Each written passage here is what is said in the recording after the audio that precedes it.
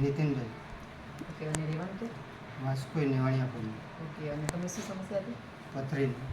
અને કેટલા સમયથી હતી? ઘણા સમય 8 વર્ષથી. ઓકે, અને આ 8 વર્ષની સમસ્યામાં તમે કેટલી વાર દવાખાને ગયા અને કેટલો ખર્ચો કર્યો? દવા તો બહુ કરી, બધી આયુર્વેદિક બી કરી, આ બહુ કરી. દવાખાના બી ઓપરેશનનું બી કીધું, બધું બહુ કીધું. ઓપરેશન બી કરાવ્યું.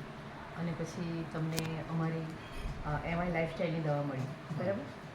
અને દવામાં તમે કઈ કઈ દવા લીધી? યુરિફ્લસ 3 કેપ્સ્યુલ અને લિક્વિડ, ઓકે, અને ડેલી ડેટોક્સ, હા બરાબર છે આ દવા? હા, 2 મહિના લીધી. 2 મહિના લીધી. 2 મહિના. અને તેમાં તમારી પથરી નીકળી ગઈ. હા, પથરીને દુખાવાના સતત ચાલુ હતું અમારે. હા, તો દુખાવામાં કેવું છે? દુખાવામાં રિકવરી આવી ગયા. ઓકે. કન્ટિન્યુ હતો. હા, કન્ટિન્યુ. દુખાવો કન્ટિન્યુ હતો. હવે તમને કેવું બેટર લાગે છે? હવે તો બહુ કંઈ વાંધો નહીં. ઓકે.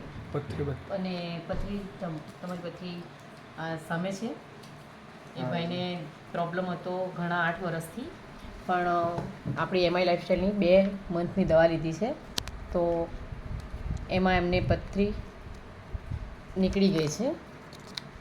અને પથરી મારા હાથમાં છે, તમે જોઈ શકો છો પથરી કેટલા મોટા પ્રમાણમાં છે તે. વેટ બી ખાસું છે.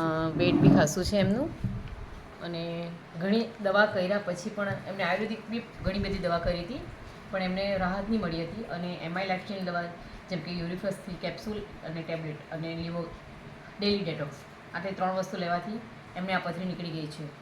તો તમે આ રીતના કોઈ પ્રોબ્લેમવાળાને શું સજેસ્ટ કરી શકો? હવે એમને સોલ્યુશન આપી શકીએ. મતલબ કહી શકો ને કે મારી પાસે આ રીતની દવા છે, હા. હા, કે આ મારી પથરી નીકળી છે, લોકોને બતાવી શકો અને લોકોને સજેસ્ટ કરી શકો કે લઈ શકો તમે.